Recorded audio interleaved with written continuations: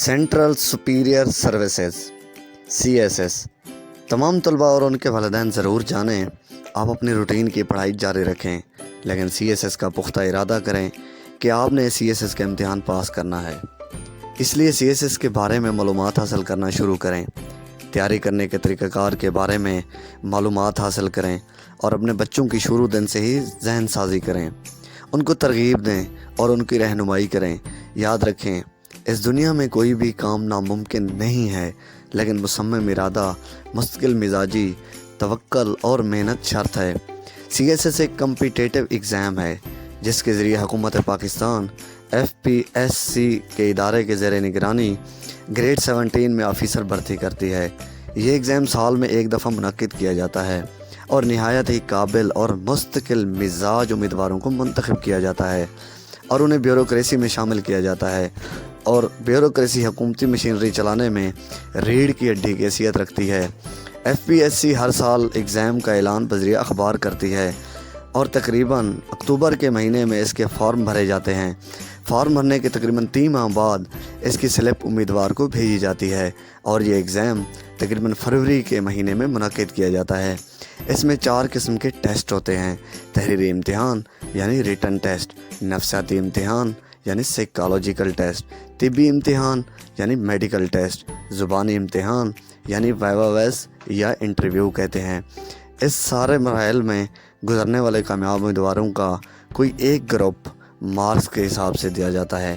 Groups یہ ہیں: Pakistan administrative service, police service of Pakistan, customs and excise, postal group, income tax group, information group, foreign service of Pakistan, commerce and trade, military lands and cantonments, office management group, Pakistan audit and accounts, railways group.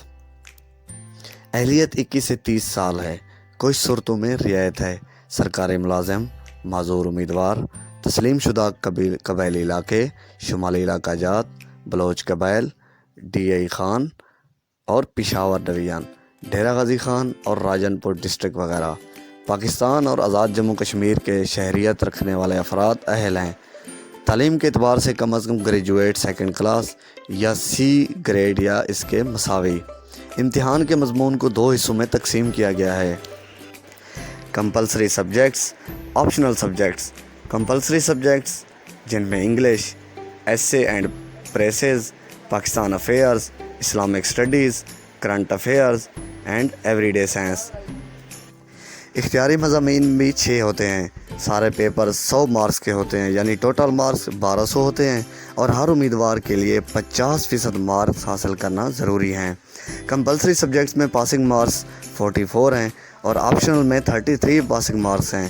Compulsory میں general knowledge, current affair اور every day science میں اگر کسی subject میں marks 40 سے کم ہوں لیکن دوسرے سبجیکٹس میں زیادہ ہوں اور ایگریگیٹ 120 ہو یا اس سے زیادہ ہو تو بھی پاس ہوگا۔ اختیاری ہی آپ کے ہائی اسکورنگ سبجیکٹس ہوتے ہیں۔ ان کی سلیکشن میں ذہانت سے کام لیا جائے اور ایسے سبجیکٹس اختیار کریں جو آپ کی طبیعت سے ملتے جلتے ہوں، آپ کو ان میں دلچسپی ہو، آپ کا ان میں نالج اچھا ہو۔ انگریزی کے سبجیکٹس ویسے بھی عموماً آپ سب کا تجربہ یا مشاہدہ ہوگا کہ مڈل سے لے کر گریجویشن تک ٹیچر مارکس دینے میں کنجوسی ہوتے ہیں، مارکس کم ملتے ہیں۔ انگریزی کے سبجیکٹ ویسے بھی ٹیکنیکل ہوتے ہیں، ان کے ایسے پرائسز لکھنے کے کچھ اصول ہوتے ہیں اور مارکس بھی اس کے حساب سے دیتے ہیں، مثلاً ہیڈنگ لگانا، کنکلوژن وغیرہ۔ پڑھائی وقفہ سے کریں، کتابوں کا کیڑا نہ بنیں، نوٹس بنائیں اور صبح سویرے اور رات کے وقت سونے سے پہلے اسٹڈی کریں۔ نوٹس کو بار بار پڑھیں، جب بور ہونے لگیں تو اسٹڈی چھوڑ دیں، ٹاک شوز دیکھیں اور سنیں، بحث و مباحثہ میں حصہ لیں، اپ ٹو ڈیٹ رہیں، حالات سے باخبر رہیں، اسکالر بننے سے گریز کریں، اپنے آپ کو کبھی مایوس نہ ہونے دیں۔